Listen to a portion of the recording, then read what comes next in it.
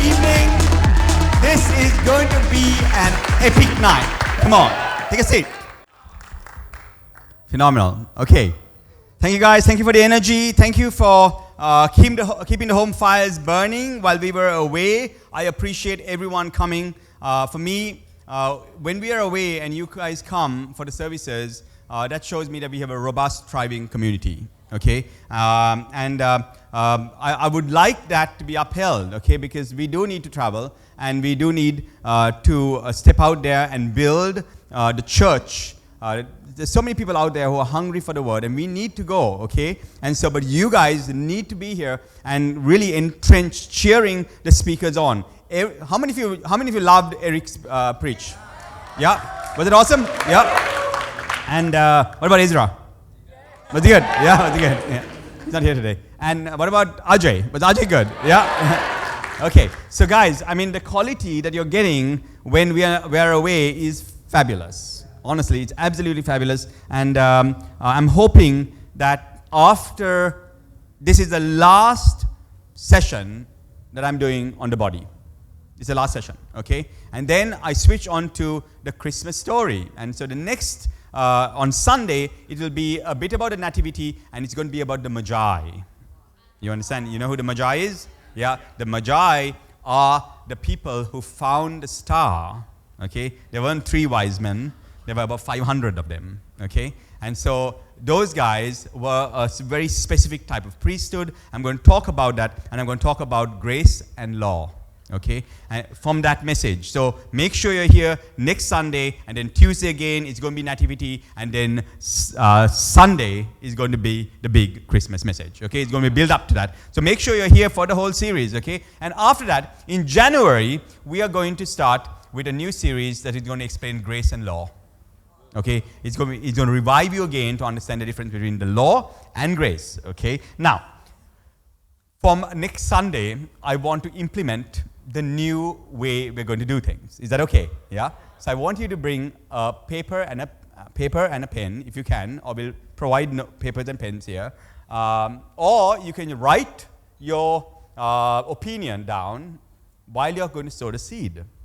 Okay? So when we offer the seed, you can put your money there, but you can also put your opinion of what you like, what you don't like, what you like changed at WOW. Yes. Okay, because this church is about you, okay, and you matter. So I can speak and preach all I want about community and how we empower people, but if I don't hear what you have to say about my preaching, about my hair, but you like the shirt, okay, but you didn't like the music, or like the music, whether you like house music, or you prefer rock music, the duration, all that, you have a voice. What do you think? Huh? Yeah, the only person who has to suffer from this is us. Okay? But that's good, because I want to have a church where people's opinions matter. And so what we're going to do is every week after that, we're going to read from that, and every week you have an opportunity to put your opinion in there if you want, if you have a lot to say. Okay? and we're going to choose like the cool ones, okay? So make sure it's cool, okay? To read it here. So don't put your name, please. Okay. Yeah. I mean, we rather not. Okay, because I'd rather handle things anonymously, right? And so then I can read it here and say, someone said this. Well, someone asked me why Fiona doesn't dress like a pastor. Okay, and then I will be able to answer that question to you. Okay, you can say, well, you know, I thought the music was a bit like too heavy. Okay, and we'll answer the question. We might even get to the next step of changing that, like Fiona is going to come in baggy clothes.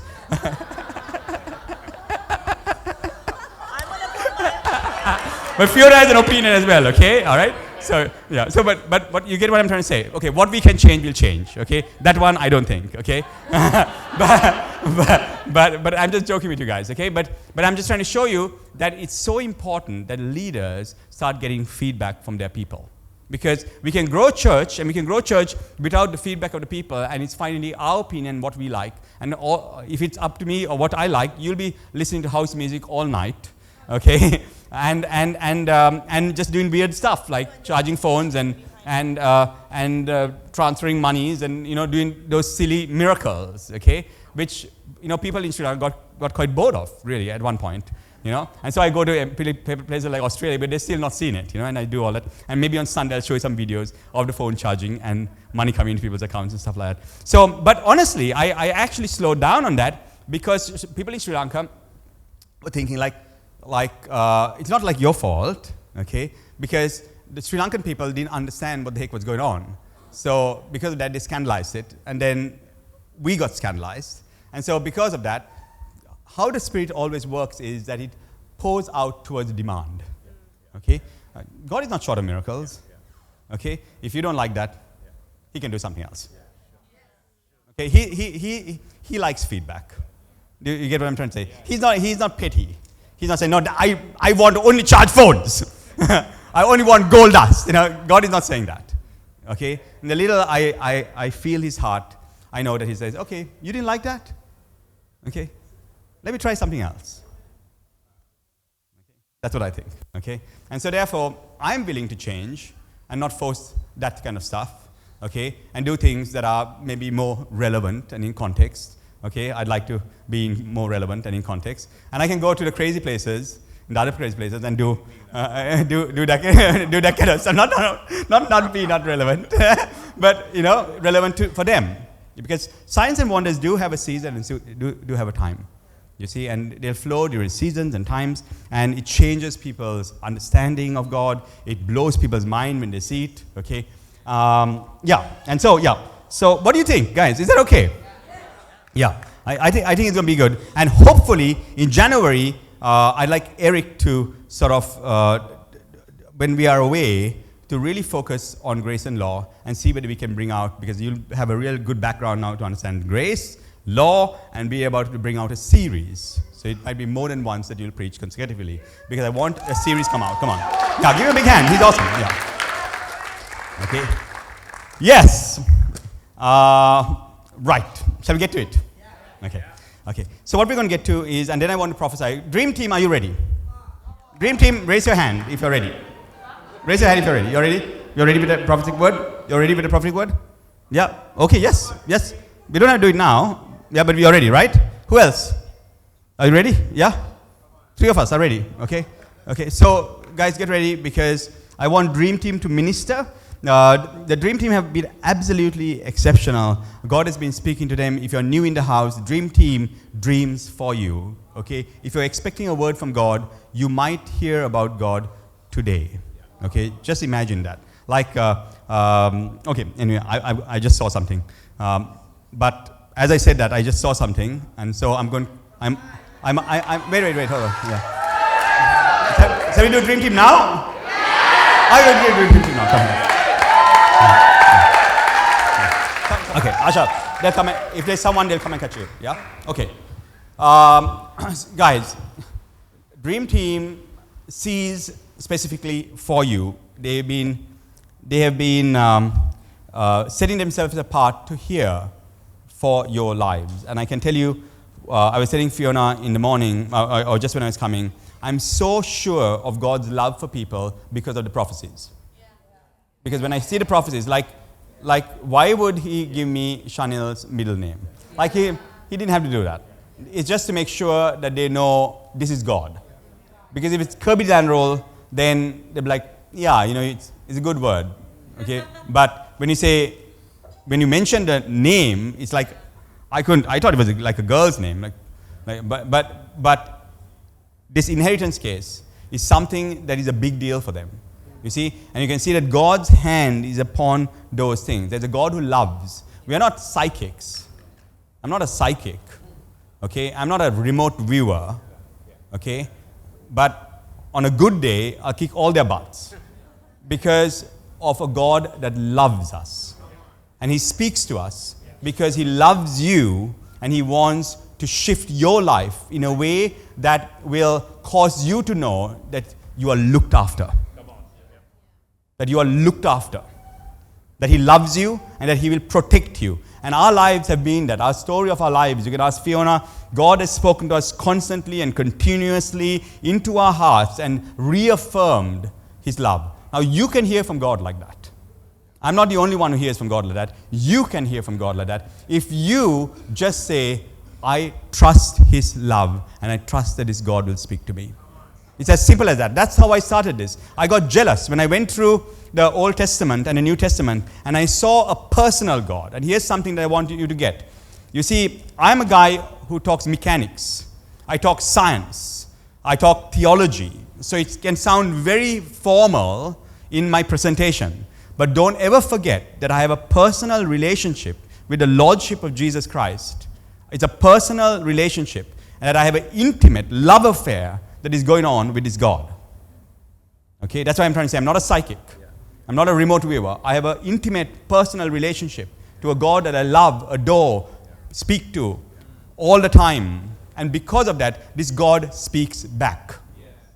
He's not a silent God. Someone said that this God remains silent. And I've not found this God to be silent. In fact, I found Him to be very chatty. And He likes to talk. But the problem is that we don't want to hear. Because when your intimate one speaks to your heart, it's sometimes not the things that you always want to hear.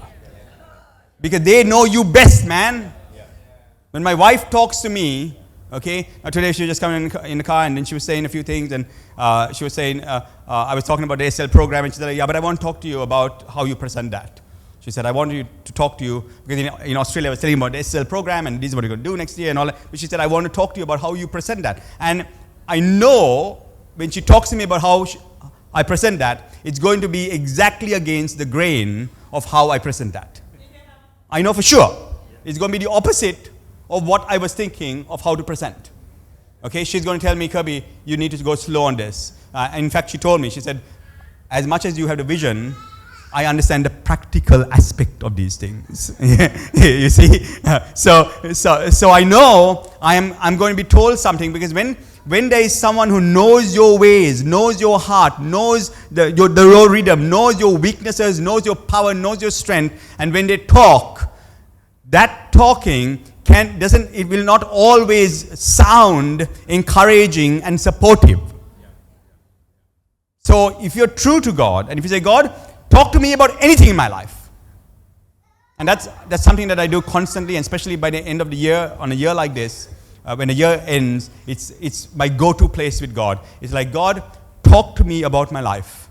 Talk to me about my ministry. Talk to me about my ego. Talk to me about my marriage. Talk to me about my finances. Talk to me about how I live my life. God, I want you to talk to me, and I want you to tell me. And honestly, I don't want you to sugarcoat it. You can speak to my heart. You can trust me with your voice.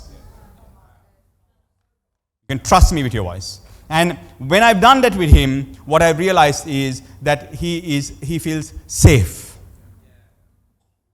to talk to my heart. That He won't get judged. You know how we say, when we talk to our wives or husbands, and we say, I don't want to say it because I get judged, no? Okay, you say it, no? I didn't want to tell you because you judge me, no? You judge me, no? Yeah? And He's like that. And that's a constant complaint to the Jewish people. He's like, you judge me, no? You judge me, no? I held my peace. You judge me. You judge me. You think that you think that I was wicked? He tells them, you thought I was wicked. You thought I didn't protect you. You thought that I was, that I've got it wrong. You don't trust me. And he's constantly, this God is like nagging and whinging. Okay? Sorry to break your concept of what you think God is. Okay? Okay, sweethearts, I can really have a relationship with a cosmic God. Trust me. I'm known, one of the big mother of all apostles, at one conference said, Kirby de Lanerolle, he's got a quantum God. Okay? I'm known to have a quantum God because I talk science. I like intelligent stuff. I like cosmic stuff. Okay? So when I talk intelligent stuff, people misunderstand me to have a quantum understanding or a cosmic understanding of this God. My dear friends, you won't be able to do the stuff I do by having a quantum understanding of God. I have a personal relationship with a loving Savior who died for my sins, and I truly believe with all my heart, who saves me in the utmost, from here to eternity, he has the power to save me. And that's the truth about my relationship with Jesus Christ. But you don't hear it because I want people to get it. I want people to understand him. But that doesn't take away from the intimate personal relationship that you and I should always have with him.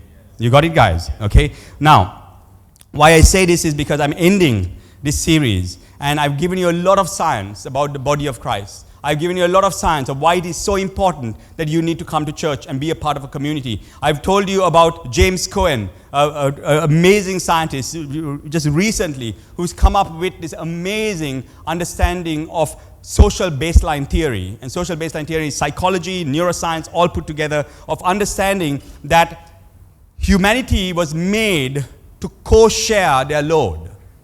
Humanity was created to co-share. You were never created to be alone. 8,000, 10,000, 15,000, I don't know how many years after this concept of Genesis, when Genesis 2 says, it is not good for man to be alone. That's what it says. It's not good for man to be alone. And that word there is separated. Okay? That word there, now, that is, you're talking of in the beginning, if you want to understand the genesis of the human story, you can only go back to human stories to the Gilgamesh. The longest story, if you go back, is Gilgamesh, and that is a Sumerian story of the Genesis story.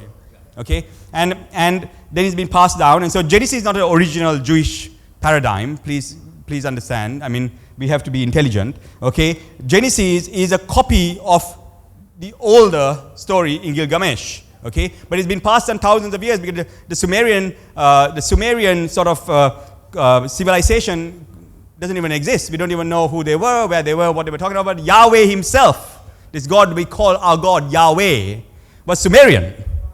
He wasn't Jewish, okay? And that's in the Bible. You don't have to go historically to understand that. It says that Moses left Egypt and left his fathers and his mothers, and he went to the wilderness, and then he went down into the desert, and he married a Midian priest's daughter.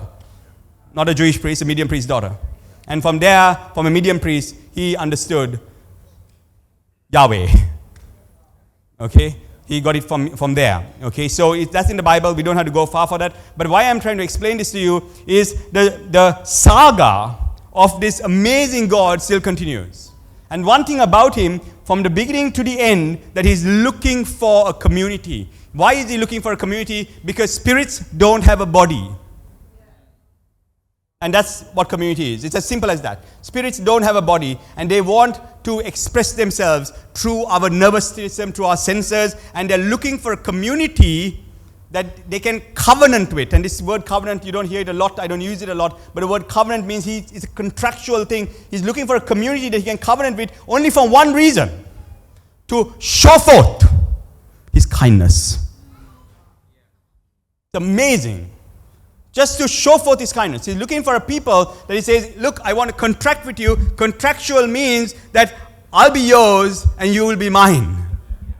Okay, fair enough, right? Okay, and I will bring myself and all my merry men, including that's the angels and all these other guys, okay, and I'll come and I'll make my abode with you. So this God is looking for a nervous system, he's looking for a body. And so therefore John starts, like when Jesus' ministry starts in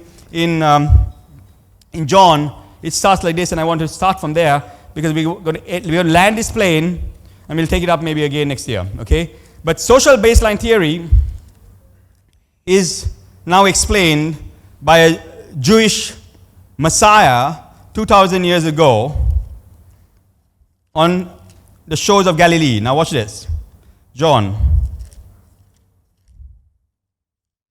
Mark, Luke, John. Here it is. Amazing story. Absolutely amazing story.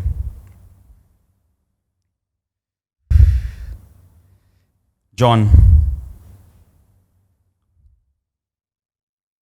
Where is it?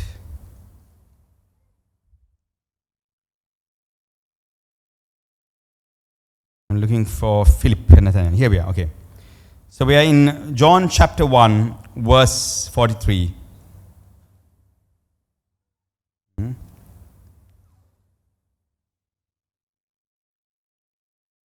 And the following day, Jesus wanted to go up to Galilee, and he found Philip and said to him, follow me. Akolotheo me. The word acolyte. Okay, that word follow me is a beautiful, powerful word.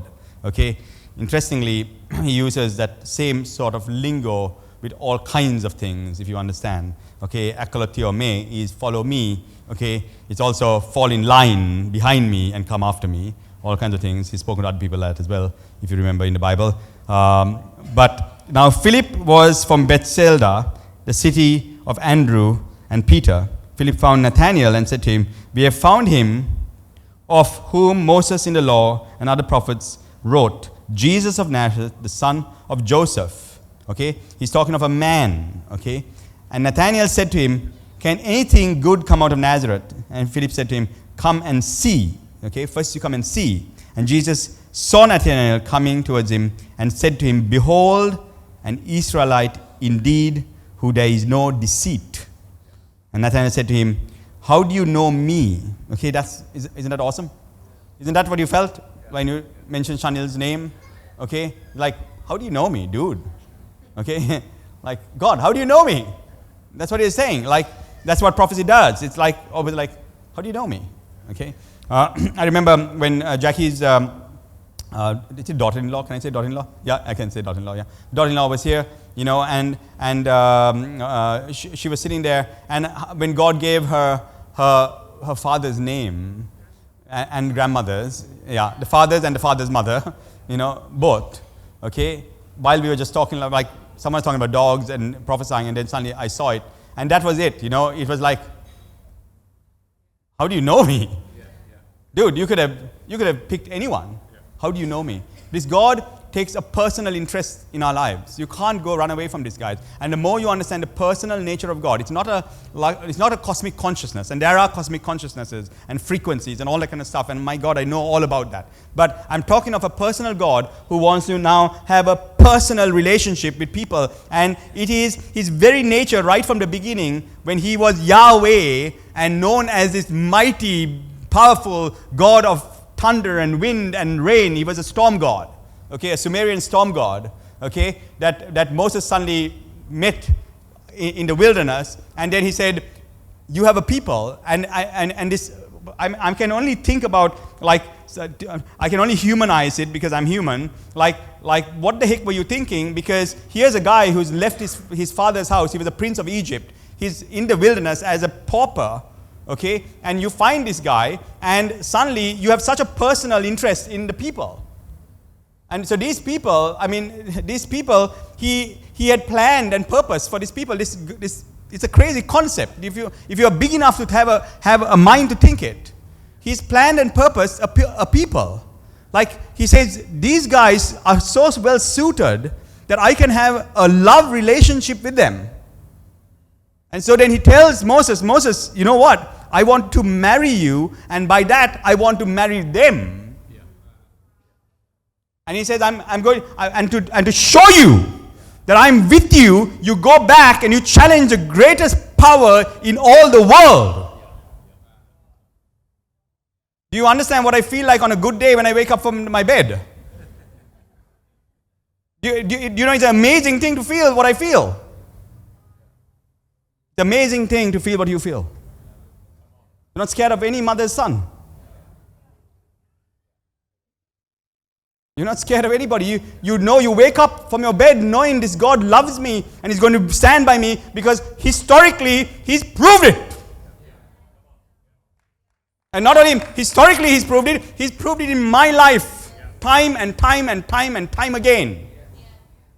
So that builds me up. That gives me a confidence. And here he is again, the same God. Thousands of years later, 8,000 years have passed. The Jewish nation have become probably the epitome of all the world now. And the Roman Empire is literally now fighting over this place. And he comes in the form of a man. And he picks up people from the beach.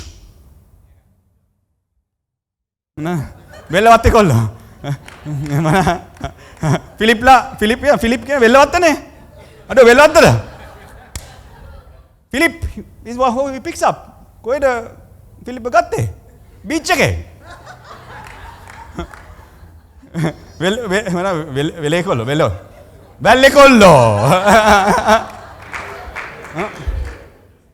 Right? He goes to the beach and he picks these guys up, okay, and literally he woos them. And that's what it is. Like, how do you know me? You come into a church like this and you understand what the heck is going on, and people are talking, and like, for what? Like, why the heck are we all here? Like, what's the meaning of all this? Why do I want, like, I'm not trying to stroke my ego by getting, people to come here and sit here all the time and pay for it myself.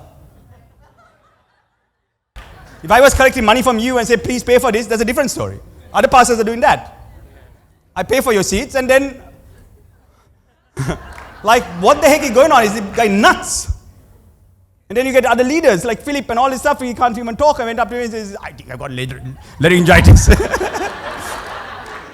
thinks he's got laryngitis. Okay? But he's here. The guy just turned up from Australia doing Ironman just 4 days ago. He could very well go to sleep. Anyone else would call and say, Machang here. I paid you my tithe last month. I won't come. Come on. What is going on here? People are absolutely convicted of a God who loves. You think Asha and Natasha are going to come up here and suddenly be in front of hundreds of people just want to shame themselves? Because they're so convicted that this God who's speaking to them in their dreams loves them and loves you. None of us are trying to show off. We can. But we just want to serve because we know this God absolutely loves them. We're trying to say, God, use this body. You don't have a body, but you can use my eyes, you can use this mouth, you can use my hands, you can use my heart, you can use me. Use me for your glory. That's what I said long time ago. I said, use me, God. You see, and he'll do it for anybody because that's exactly what he wants to do. He's not a God who's hiding somewhere because of your sin, or he's angry with you because you had a cigarette yesterday, or you had a drink yesterday, or you did, I don't know what the heck you did last night. He doesn't care. Don't believe one bit of that. Don't believe one bit of that. That doesn't mean you stay in your problems and your sins. Please understand that. I will compete and contend with anyone with holiness. I can stay away from many things for months more than most of these guys. But the fact of the matter is, God wants to relate with every single man despite where he is, what he is doing. God wants to have a personal relationship with you. And all he needs is you saying, I yield my senses. I have a body, I have a heart, I have a mind. I have a pain, I have a brokenness, I have a life that is shattered. Whatever it is, I have a life that is good. Whatever it is, God, can you take this and use it for someone's life to change? And if you are that person, man, God will come to you, he'll touch you, I'll tell you, he'll open your eyes, you'll start seeing dreams, visions, all this kind of stuff, and he will birth his son inside of you in the most powerful way. It happened to me. I'm not special. Trust me, okay? It can happen with anybody who says yes. How many of you are saying yes? Yes! Because this is about Jesus, and it will always be about Jesus, and that's what we are about. But my God, I'll tell you, God has given us an understanding about this word, about the Bible, about a lot of things that many few people on the planet understand, even how to demonstrate this kind of stuff. Why? Because he's looking for a generation that is intelligent. Because he knows the next generation that is coming is an intelligent generation. He knows the next generation that is coming. You can't just say, oh, darling, Jesus loves you, come to church. Okay, because they're going to tell you, yeah, like what? Like, and get controlled by the pastor? Like, why do I have to do that? I'm free. You see, the next generation needs to understand God in a way that you have a language. God is giving you a language for your friends, for your family. So don't sit there just thinking, oh, I'm just going to come here and listen to Kirby and go home. No, you are a light that need to shine in that dark place, wherever you are with your friends, whatever it is. And God will use you to bring this Jesus, the Jesus who loves WOW, who is doing these things. You have a voice.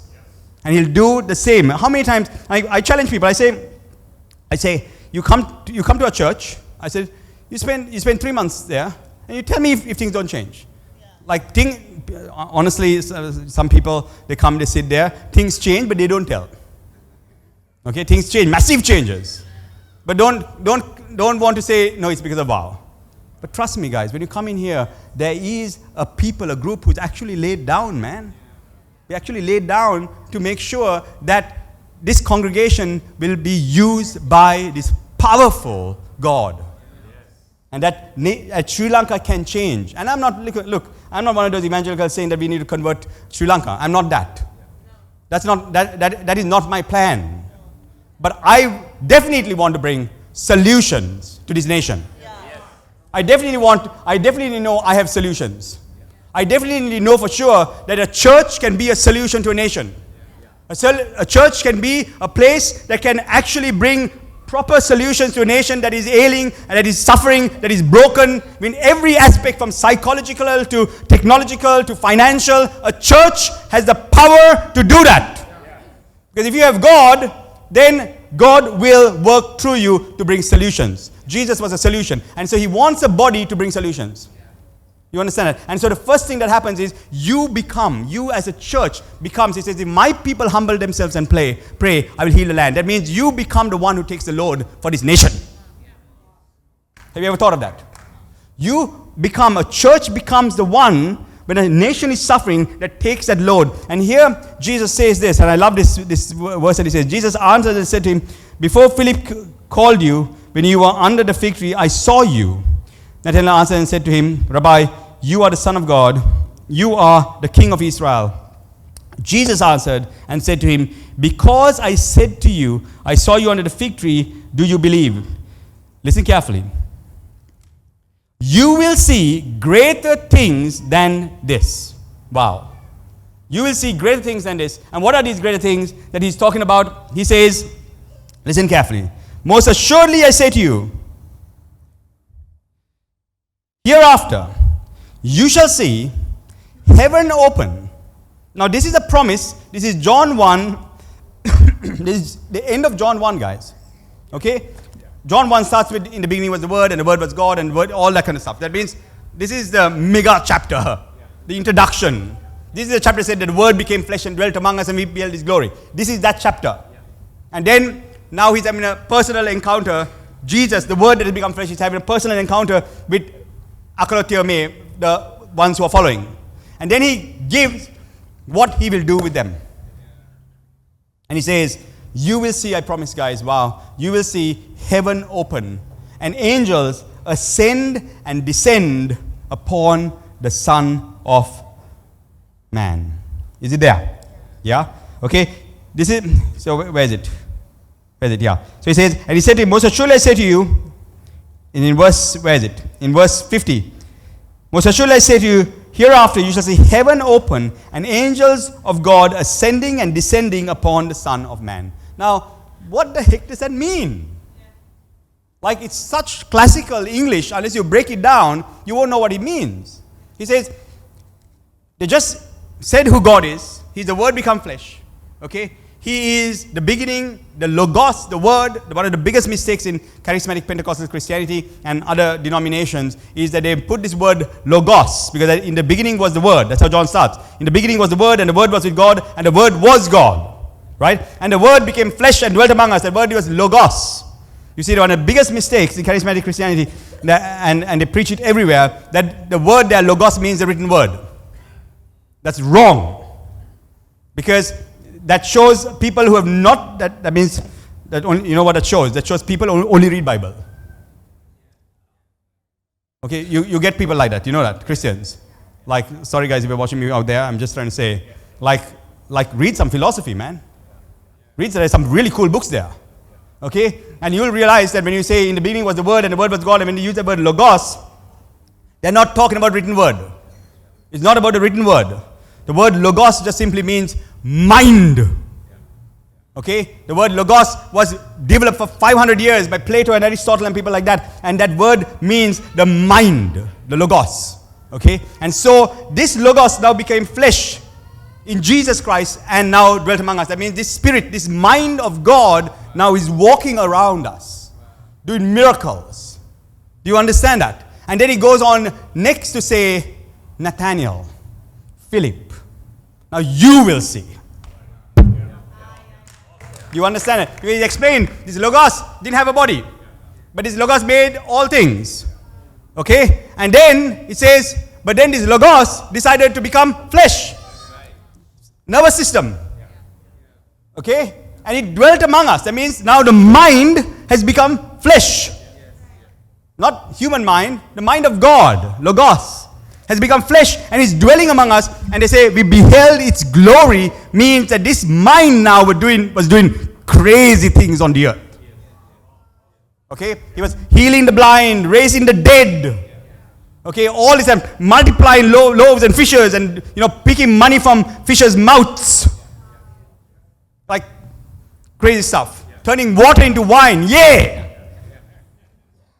Okay, just imagine that. Okay? I mean, you can see how not religious he is. Okay? And he's doing all this stuff. And so this mind of God is suddenly now indwelling human beings. It's always been that. But the fact of the matter is now they realize this is what the mind of God can do. It's an awakening. That we are not from here. We are from above. We were born from above. That's what it means. And so now they says, then he catches a few people. He says, follow me. Ballekollo. Bareng. And he starts walking with them. And then he turns to them and says, you will see now that the heavens will open. And this thing is going to ascend and descend upon you. You see? And that's why he needs a body. And that is what when you talk of what is it called? What baseline theory did I say? Social baseline theory. When you talk about social baseline theory, it just simply means that our call, our burden is so big that you alone can't carry it. It means my call and your call is so great. I can remember when I was young and I knew when I was young, like something is not right. I mean, something was really wrong. Okay, something's not right because it feels like I'm called for something bigger. You see, and so I'm in this small bodysuit, but I'm massive. And so at that point of time, it's like my brain, I always say stuff, when I look back at my friends and they tell me some of the stuff that I've done, and then I think about some of the stuff I've done as well, I always say, I don't think my brain was developed at that time. And this is going on to 25, 28, okay? Because it's I think maybe boys' brains develop later, okay? Because honestly, I can't believe I did some of the stuff. But it was like something inside of me is saying, you are bigger than this, you need to explode. And so everyone around me felt an explosion. Right?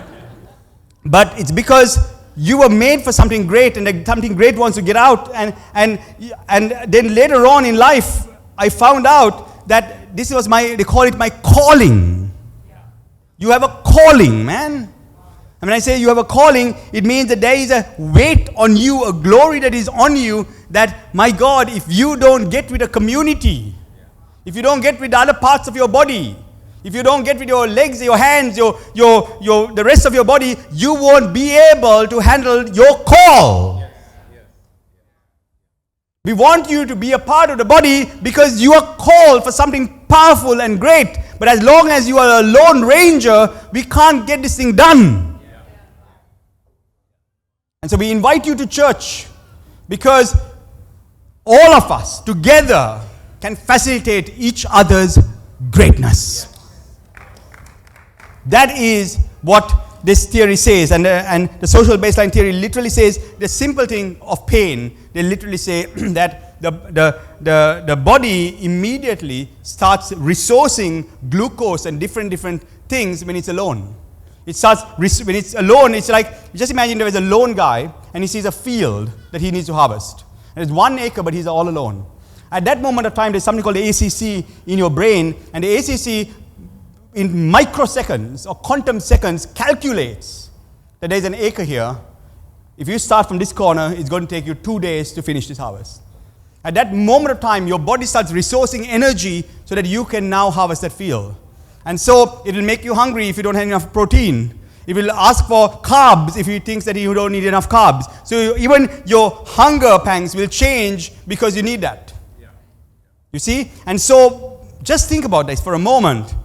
But when you have a friend next to you, and another friend next to you, and another friend next to you, and another friend next to you, your body immediately makes a calculation. Your mind, your subconscious mind immediately makes that calculation and say, oh, this guy got the same amount of energy. This guy looks bigger than you. Okay, this guy, he looks like he's a professional. And it makes these calculations, and suddenly the resources it needs, it doesn't put a strain on you, and suddenly you don't feel like eating donuts anymore. Because your body says, you can rest. You don't have to work this field alone. That's social baseline theory, man. Okay, just imagine you have got a field. Wow, to harvest. You have got a field. Social baseline theory says that if you see a mountain, if you take a friend, if you go alone to a mountain, this is literally science now, and if you look at the steepness of the mountain, if you're alone, the mountain looks much, much steeper and bigger when you're alone. But science now says, but if you go with a friend and you go with a group of friends, and we did Ironman with our friends. We did Ironman with our friends. Ironman. You understand? This church, your leaders, finished Ironman. Chami for the first time, and his time was unbelievable. Out of 2,000 something athletes, Fiona in her age group, she came, she was number 9, she doesn't want to say this, number 9 in her run, 13 in the hole. This is good stuff, dude. Chami was unbelievable. Like, who would think? Chami, 1 year ago, I was cycling behind him. I'll tell you what happened. I was cycling behind him. We were passing Bentota, and I caught up with him on a cycle. And by this time, he's not running or anything like that. He's only cycling. And I said, Chami, he stopped at Bentota because you got to organize the hotel there, remember? And I stopped him. We went to the bathroom, for a pee stop, okay? And on the way to the pee stop, I gave him a prophetic word. And I said, Chami, the Lord is telling me that you have got a gift to this. And you are supposed to do the whole Ironman because you are made as a sportsman. And Chami has never done any sports in his life. Wow. Like in school, like nothing, no sports. Just understand that. That was 1 year ago, dude. Because for him it was like, I can do this. Fiona is doing it. Johan is doing it. Philip is doing it. So, hey, let's do Ironman. Anyone can do it. What someone would think is impossible is possible when you have a church. The hill doesn't look that steep. In fact, it looks like a plain. Before Zerubbabel, you shall just become a plain because I've got my boys with me. I've got my people with me. I've got my community with me. And my God, anything is possible. You see? And so, Jesus... he understood when he came as the bridegroom for the bride, the church, when he set this thing up. This book is absolutely amazing from the beginning to end. It blows me away when I see the model of amazing operation that God so loved the world that he gave his son so that you can be part of a community and that this community can be the body of Christ and that we can do great things for this nation and for the world if we understand why we get together on Tuesday and Sunday. And it's not just Tuesday and Sunday. Tuesday and Sunday is an event, but we do life together as a church. Is that okay? Yeah. I think that's good. I don't want to go on and bore you guys more. But make sure you're here on Sunday. Make sure that you come fully ready with your opinions. I want to have your opinion. Don't think, no, I won't have opinion. Because the more the same opinion, guess what? We might have to change. Yeah? If there's only one of your opinion, then we'll discuss it. Okay? But if there's more of the same opinion, like some of you like the worship to change, I know, don't tell me. I know for sure you want the worship to change. Okay, Trevor and Naomi are not here today. Maru is not here. But I know they want the worship to change. Okay? So that's okay. I like to know. They like a different, more incorporated worship. And I'd like to do that. Okay? So, guys, make sure you're here on Sunday and make sure that you bring your opinion or your thoughts on what you need, what we can do better. Okay. Now I must tell you something. Okay, just language. Okay, cultural language. Before you go, you don't have to. I always say in this church, you don't have to agree with me. Did I say that? That doesn't mean just because you don't agree with me, that doesn't mean we're not friends. I still consider you absolutely loyal, even if you don't agree with me. I know you'll be loyal. I know you're my friend. Okay, I've grown up with people who don't agree with me. I have a board who don't agree with me some of the times. So I'm completely okay with disagreement. Yeah. Do you understand that? So it's a safe space. In saying that, my preference is I don't disagree with people. If you noticed, have you ever seen Kirby disagree with anyone? You know me sometime, right? Have you ever heard me use the word I disagree? I don't. I don't say I disagree. Yeah. I will. Yeah, you'll hear me say I submit this to you. Okay. And my preference is not agreement or disagreement, because when you go agreement and disagreement, we go into polarities. Anytime you agree or disagree, you go into polarities. It's a mind that needs to mature out of agreeing or disagreeing. We don't have to agree or disagree, but we can have a different point of view. You understand that? I always say I see things a bit differently. Okay. That doesn't mean I disagree. But that doesn't mean I agree either. You see? And so there is language that can be used that is not accusative. You understand? It will help you. The right type of language. Okay? And so if you see things in a different way, please, I'd like to hear your opinion. If you disagree, okay, and you really see something in a majorly different way, okay, then I'd like to have your opinion, okay? Bless you. I'll see you on Sunday.